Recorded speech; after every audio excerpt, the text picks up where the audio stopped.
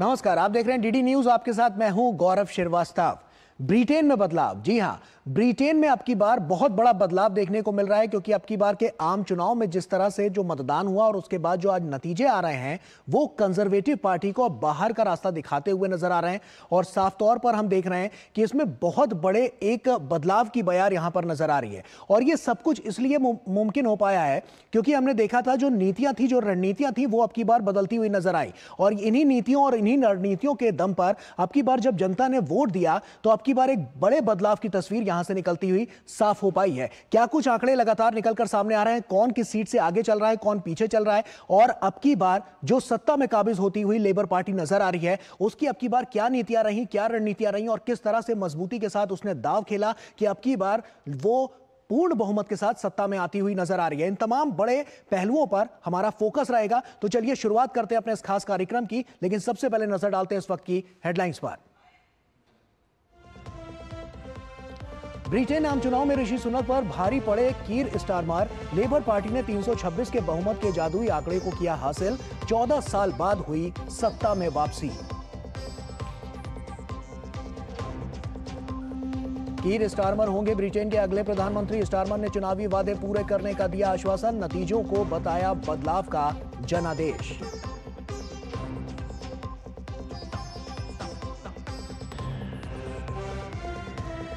चुनाव में conservative party की करारी शिकस्त। ऋषि सुनक ने ली हार की जिम्मेदारी। जनादेश को किया स्वीकार।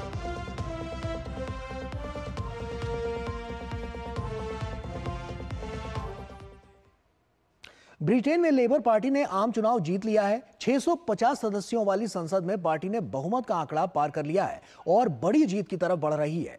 इस जनादेश का मतलब है कि कीर स्टारमर ब्रिटेन के अगले प्रधानमंत्री होंगे। मध्य लंदन में अपने समर्थकों को संबोधित करते हुए स्टारमर ने जनता का आभार जताया। उन्होंने कहा कि ऐसा जनादेश अपने साथ बहुत भारी जिम्मेदारियां लेकर आता है। उन्होंने देश को जनसेवा की राजनीति पर वापस ले जाने की बात कही। तो साफ तौर पर अब की बार एक बड़े बदलावों की तस्वीर जो निकलकर सामने आ रही है वो आंकड़ों के जरिए हम आपको बताने की कोशिश कर रहे हैं। और ऐसे में 326 का जो जादुई आंकड़ा है उसको पार करते हुए लेबर पार्टी नंबर 1 पोजीशन पर काबिज होती हुई नजर आई है। We have to return politics to public service.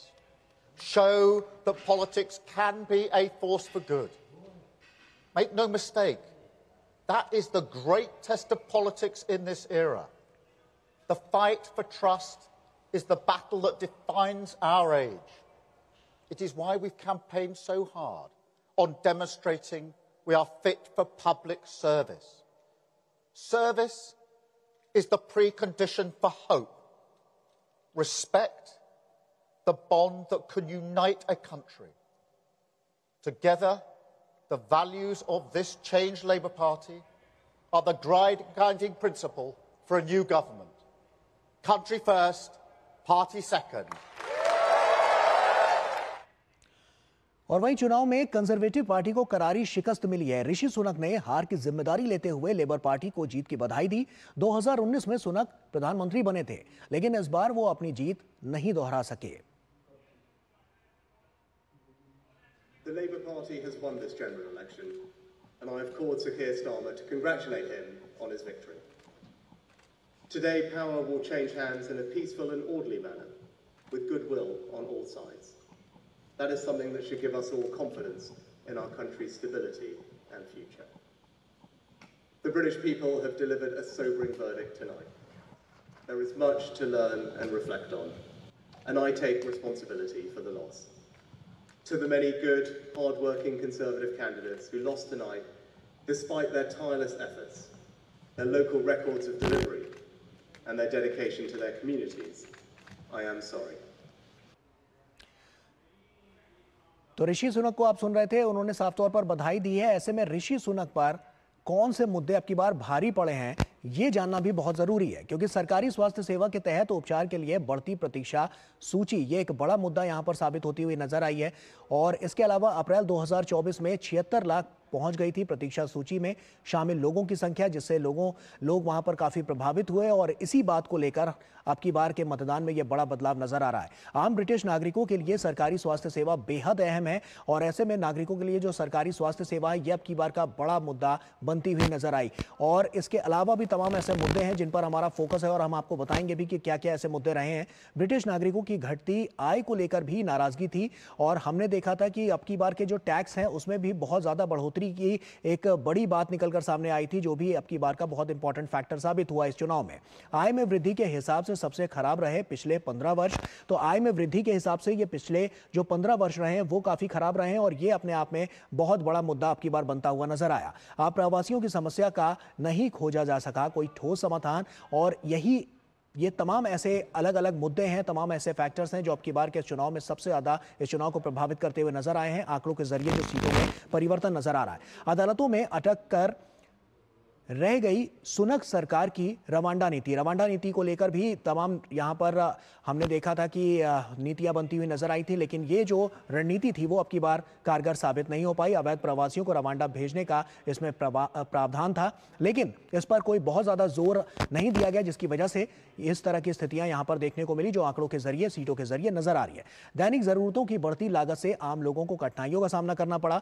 Conservative party के नेतृत्व में लगातार अस्थिरता ने छवि को बिगाड़ दिया। तो ये तमाम जो बात है वो निकलकर सामने आ रही है और आप देख सकते हैं कि ये हम आपको जो बड़े भारी मुद्दे यहां पर अब की बार थे वो अब की बार ऋषि सुनक पर भारी पड़ते हुए नजर आए। तो तमाम हम आपको बता रहे हैं कि ये किस तरह से अब की बार जो क्या ऐसा फैक्टर्स रहे जो अब की बार इस चुनाव में बहुत ज्यादा इस चुनाव को प्रभावित करते हुए नजर आए। आगे भी इसी पर हम चर्चा करेंगे। हमारे साथ बहुत बड़ा पैनल भी मौजूद है और उनसे भी आपका तारुफ कराएंगे, लेकिन वक्त यहां पर एक छोटे से ब्रेक का है। जल्द हाजिर होता है। लाल रंग इसका अपार, तीखा कम है फिर भी स्वाद। बेमिसाल बेमिसाल MDH कश्मीरी। MDH कश्मीरी।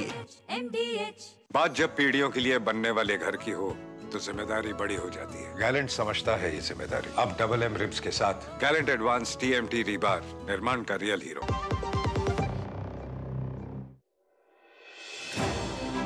भरोसा सिर्फ तेजी से नहीं, बना है सटीक खबरों से। दावे नहीं, दिखाते हैं तथ्य, दिखावा नहीं, चुनते हैं सच। दस्तक सनसनी की नहीं, खबरों की देते हैं हम। यही है रिश्ता आपका हमारा, बना है अटूट भरोसा वर्षों की मेहनत से। DD न्यूज़, भरोसा सच का। ये भरोसा और हो रहा है गहरा, क्योंकि आपका अपना चैनल अब है नए तेवर और नए कलेवर में।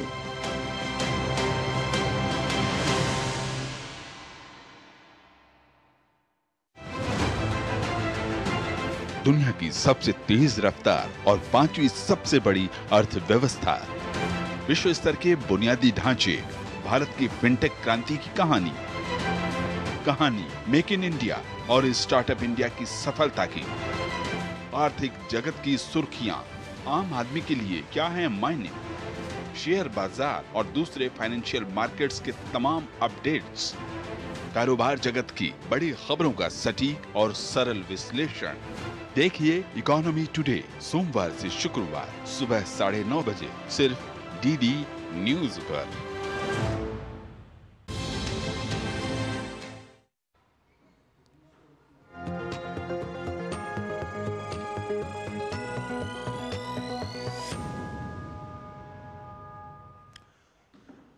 ब्रेक के बाद एक बार फिर से आप सभी का स्वागत है। तो ब्रिटेन में बदलाव की तस्वीर साफ तौर पर समय के साथ साथ और ज्यादा क्लियर होती हुई नजर आ रही है और आंकड़े जो हैं वो अब की बार कंजर्वेटिव पार्टी की तरफ नहीं बल्कि अब की बार हम देख रहे हैं कि जिस तरह से लेबर पार्टी की तरफ जाती हुई नजर आ रही है और बहुमत के आंकड़े को भी उन्होंने पार कर लिया। आइए इसी पर चर्चा भी करते हैं और समझने की कोशिश करते हैं कि क्या कुछ अब की बार के जो प्रमुख फैक्टर्स हैं वो क्या क्या रहा है। हमारे साथ खास मेहमान जुड़ चुके हैं। अशोक सज्जनहार जी हैं, पूर्व वरिष्ठ राजनयिक। सर बहुत स्वागत आपका।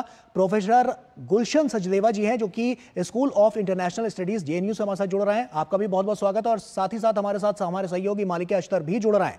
मालिके, आपसे सवाल पूछें उससे पहले हम सबसे पहले नजर डालेंगे कि अशोक जी आप ही के पास आऊंगा और आपसे समझने की कोशिश भी ये रहेगी कि साफ तौर पर अगर हम इस पूरे चुनाव को देखें तो आपकी बार कौन कौन से ऐसे प्रमुख मुद्दे थे जो सबसे ज्यादा आपकी बार प्रभावी नजर आए, और क्या सबसे बड़ा आपकी बार का रीजन रहा जिसने कंजर्वेटिव पार्टी को इतना पीछे ढकेल दिया? क्योंकि लेबर पार्टी हमने देखा कि आपकी बार बहुमत के आंकड़े को तेजी से उसने पार भी किया और एक बड़े बहुमत के साथ नजर आ रही है।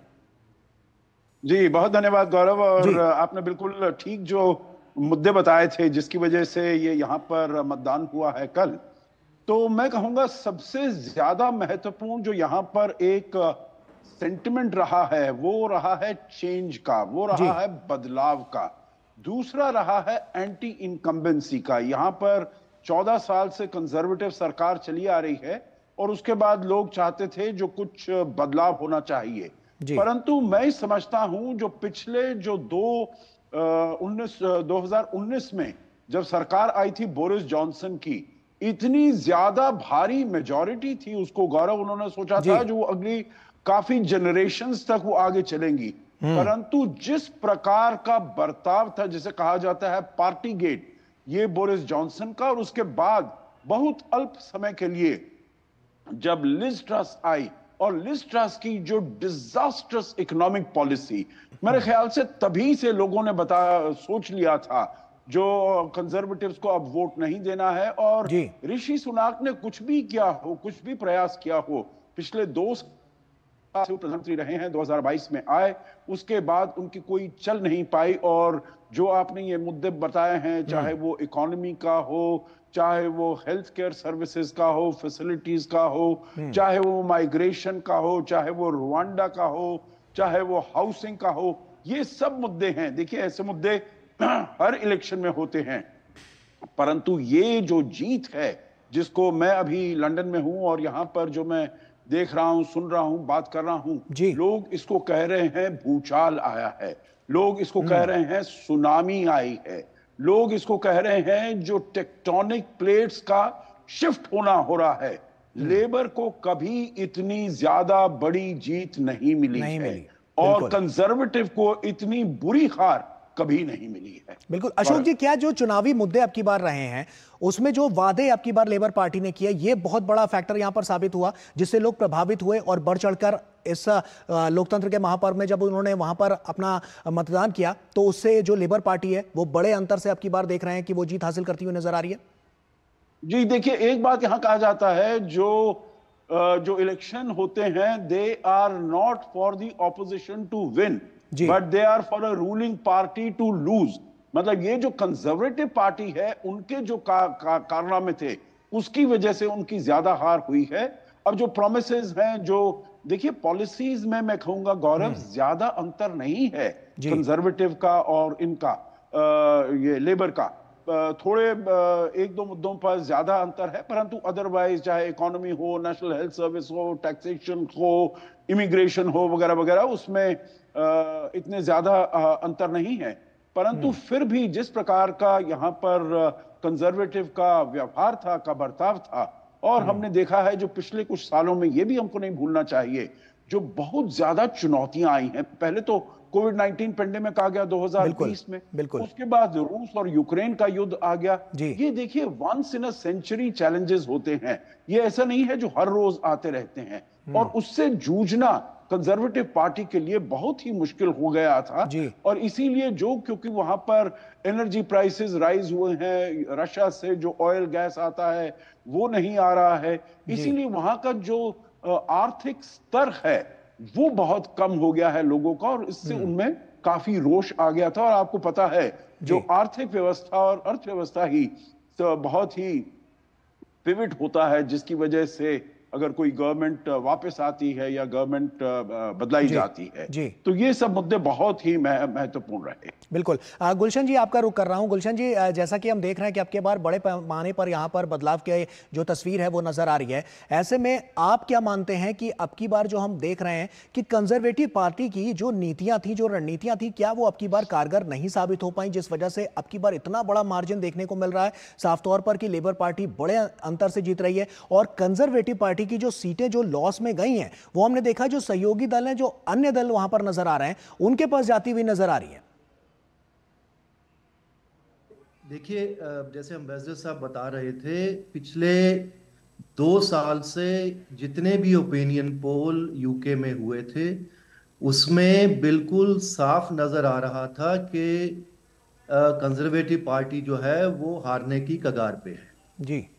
कितने बड़े अंतर पे हारेगी, कैसे हारेगी, इसी के ऊपर बड़ी अटकलें लगाई जा रही थी।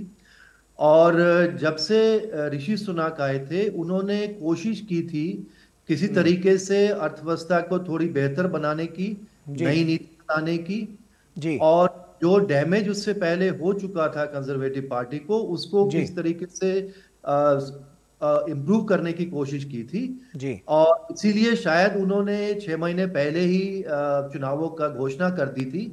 उनको लगता था कि अगर और देर हो जाएगी, अभी शायद सिचुएशन थोड़ी बेटर है, इससे भी बुरी हालत कंजर्वेटिव पार्टी की हो सकती है जी। तो वो तो काफी तय था, मुझे लगता है कि लेबर आने वाली थी, लेकिन जितने बड़े बहुमत से अभी वो आई है और बिल्कुल साफ नजर आ रहा है कि वो आराम से वो 400 का आंकड़ा पार करेंगे जी।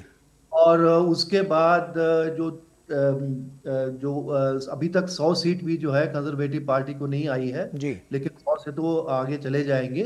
लेकिन बड़ी लिबरल डेमोक्रेट्स को काफी सीटें मिली हैं। उसके बाद जो रिफॉर्म पार्टी है, जो निजल फराज की जो पार्टी है, उसने भी काफी नुकसान कंजर्वेटिव को किया है, क्योंकि कई सीटों के ऊपर उनकी जितने वोट उनको मिले हैं, अगर वो वोट कंजर्वेटिव पार्टी के नहीं टूटते तो शायद इतनी बुरी हालत इनकी नहीं होती।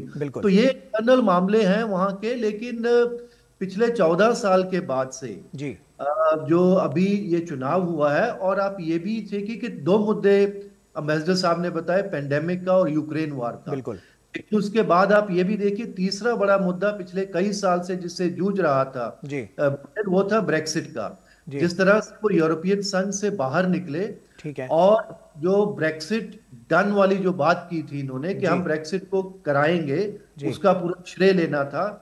और उसके बाद जो जिस तरह की दिक्कतें वहां पे आई, तो जो नीतियां, ये इनफैक्ट एक बड़ा इंटरेस्टिंग मामला है, क्योंकि अगर आप यूरोप के दूसरे देश देखें अभी, चाहे वह इटली में देखें, नीदरलैंड में देखें, फ्रांस में देखें, अभी वहां पे क्या है कि right wing parties, conservative parties बहुत आगे चल रही हैं। बिल्कुल। और यहाँ पे 14 साल कंजर्वेटिव पार्टी रही, और जो नीतियां वो बताने जा रहे हैं कि हम वहां पे अपनाएंगे, वो नीतियां इन्होंने यहाँ पे अपनाई थी, चाहे वो बिल्कुल। और इन्हीं नीतियों से लगता है कि गुलशन जी साफ तौर पर कि अब की बार ये जो बड़े बदलाव की जो तस्वीरें सामने आ रही हैं, जो आंकड़े सामने आ रहे हैं, ये इसी ओर इशारा करते हुए नजर आ रहे हैं। मालिके भी हमारे सहयोगी हमारे साथ जुड़े हुए हैं। मालिके, आपसे चाहूंगा कि अपडेट क्या है अभी तक, कौन सी पार्टी कितनी बढ़त हासिल कर चुकी है, कितनी सीटें आई हैं? सबसे पहले तो वो ताजा आंकड़े आप दर्शकों के साथ साझा करें। मालिके।